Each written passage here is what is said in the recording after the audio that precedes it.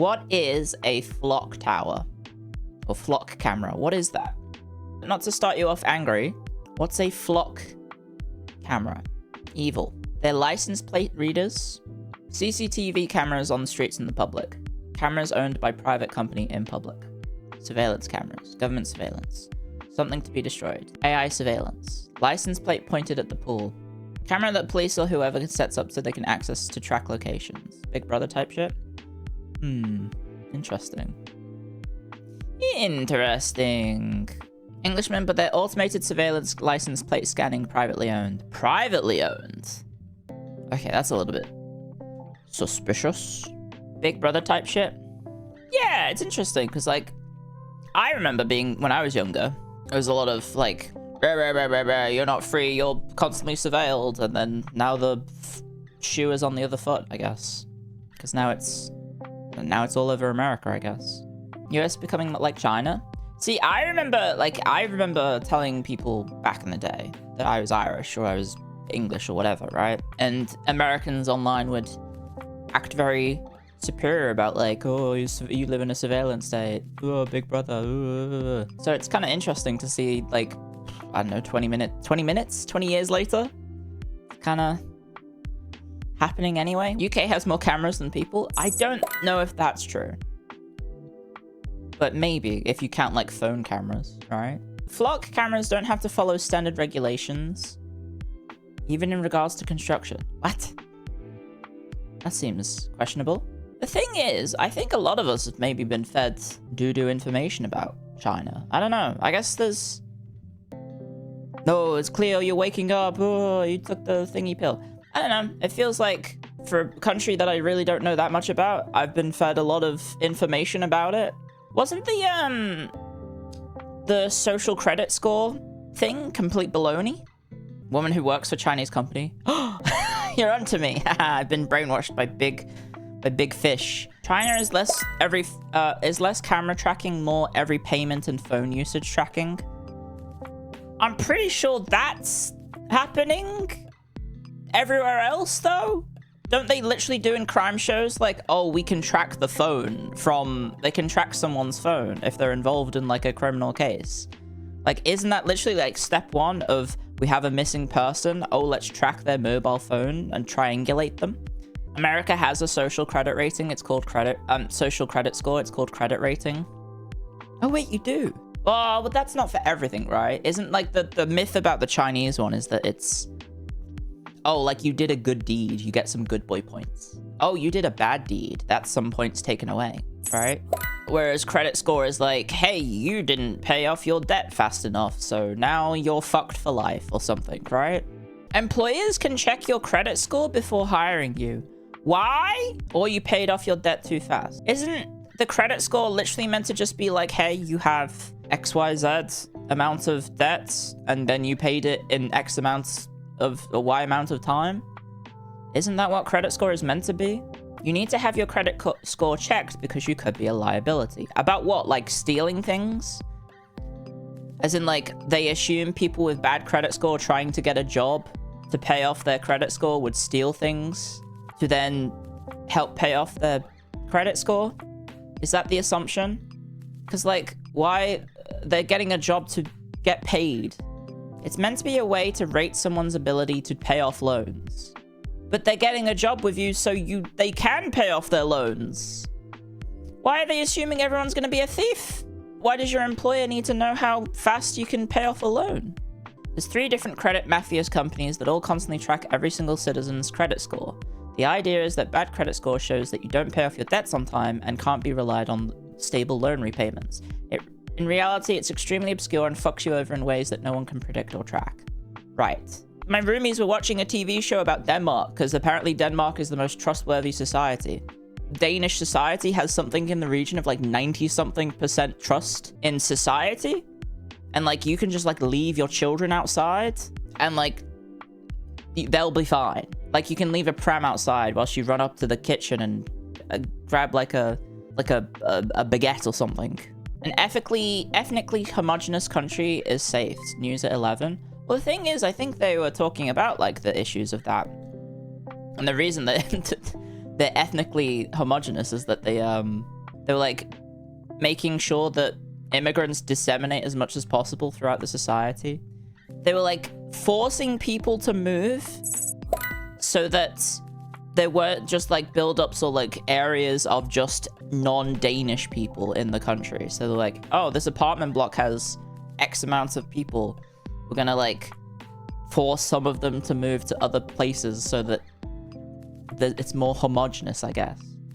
It's kind of interesting. Forced integration, pretty much, yeah. So it was like, hey, we live in a utopia. Everything's happy and yay. And then also at the same fact, it was at the same time they were like, integrate or die, basically, to anyone that's foreign.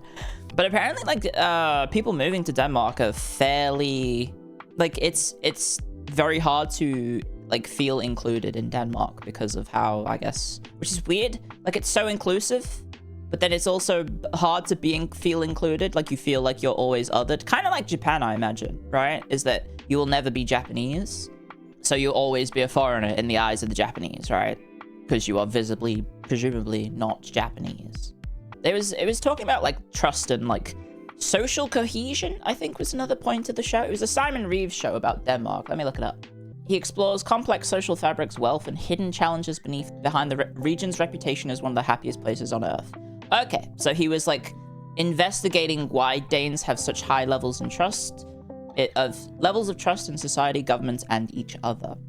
So going beyond just like the surface level examination of why life seems idyllic, but it's because of strict national policies, controversial housing and integration measures, obviously often referred to as the ghetto law.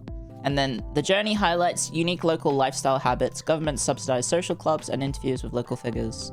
I don't know how racially homogenous Denmark is, because you've probably got lots of non-Danes in that you've got lots of Swedes, or Germans, or Norwegians, probably. Yeah, ghetto laws to prevent enclaves of foreigners that refuse to integrate in society. That's the thing that I think they're doing, is basically just like forcibly moving people so that they can't just be integrating with each other, I guess. It's an interesting idea. It's an anti-ghetto law. Kind of.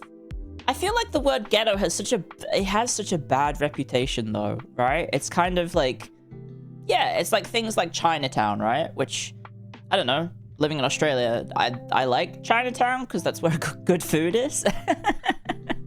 Chinatown is ass in New York. Oh, it's pretty good here. Jelly hated Chinatown. It is funny that she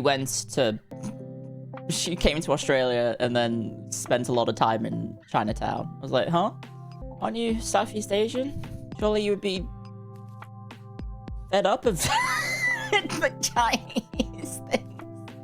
Why don't you go see all the white people stuff?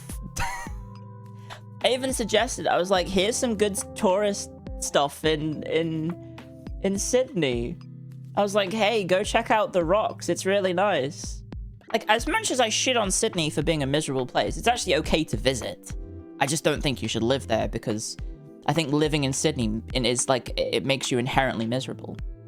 Ghettos are bad. I think it depends on, I guess, what your definition of like a ghetto is, right? Like, I think for a lot of people, when you hear the word ghetto, you're not thinking of like, oh, just like a place where a certain ethnicity has like a decent population and I don't know, operates out of, let's say. Like Chinatown in Sydney, for example, right? I guess could be argued as a ghetto. I think a lot of people think of ghetto as like really run down and like poor, high poverty, high crime rates, right? People, I think, are confusing ghettos with slums, right? When in actual fact, like, you could use ghetto to mean basically any area that has like a high ethnic population or concentration of X amount of X or a Y type of person, right? Like a ghetto could be Chinatown, for example, or I don't know. I think maybe it's a case-by-case basis, perhaps. I think in the original meaning, ghettos were forced. So I can talk about this, guys. I'm allowed to talk about this. Did you know that the word ghetto is actually Venetian? The first ever ghetto was in Venice, and it was to describe the Jewish district in Venice. Wow, look at that history fact. Yay, I can sound smart. Is enclave not the better word for that? Yes, but it's one of those... Ugh. It's one of those, I guess, like PR things about labeling it. When was that? Oh, we're talking about like a thousand years ago. Basically, I don't know if you know this, but Jewish people have been marginalized throughout history. Whilst they were tolerated in Venice, Venice was fairly tolerant, a fairly tolerant area of the world comparatively to the rest of medieval society. The Jews were tolerated, but also kind of othered, right? They had their own place, which was the Jewish quarter, the ghetto. Or it's the Jewish district. You can go there today. It's actually quite small. So, like, I think the community at first was fairly, obviously, small. And then, you know, people continued to live in Venice and continue to practice. Seems big on the map. I've been there. And I don't remember it being that big. Hang on, let me check out. Let me look at the map. Try and find it on the map. No, I do not want directions to the Jewish quarter from my home in Australia.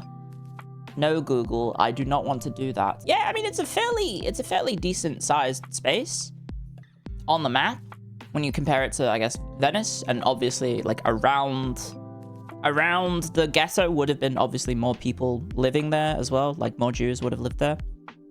But, like, Venice was a very multicultural, like an early multicultural city, right? You had Muslims staying there. A lot of times, there were a lot of Muslims staying in Venice because they were trading, right? Slave trade was a huge deal in Venice, even though the Pope outlawed it. Same with Genoa. It's one of those funny things where the Pope would say, "Oi, no more trading with Muslims. No more trading with Muslims. Oi, none of that. We're at war with them. They're the infidels, or they're the evil people who took the Holy Land." And then all the Italians were like, what if I did it anyway? And yeah, they went in. The problem is that ghettos normally formed because of racism and segregation.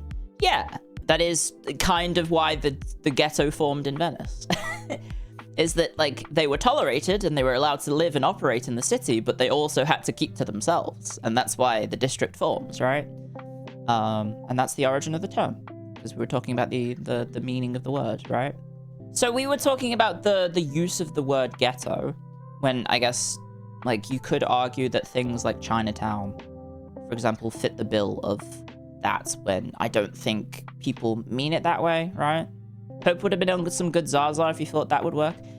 Pretty much the entire history of the Catholic Church is the Pope saying stuff and everyone else going, you know that meme? This is the history of the Catholic Church when dealing with Italian traders.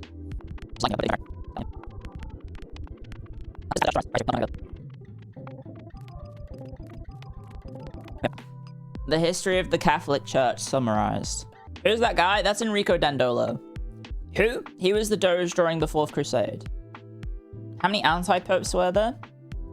I don't know. A fair amount. Oh wait, we just got raided. Nityanil, what do you think of my meme about... What do you think of my history meme? Is it good? It's good? Thank you. Thank you. I'm a pro memer, as the kids say. I'm a professional memer. Better memes than Willy? Thank you. What is the Pope telling them not to do? He's telling them to not trade with Muslims. He's like, hey, don't do that. You're not allowed to trade with the Muslims. They're evil. And then the Italians were just like, yeah, cool. Yeah, we're definitely gonna listen to that. Should I post my sick meme online? Let's see if I go viral on history Twitter.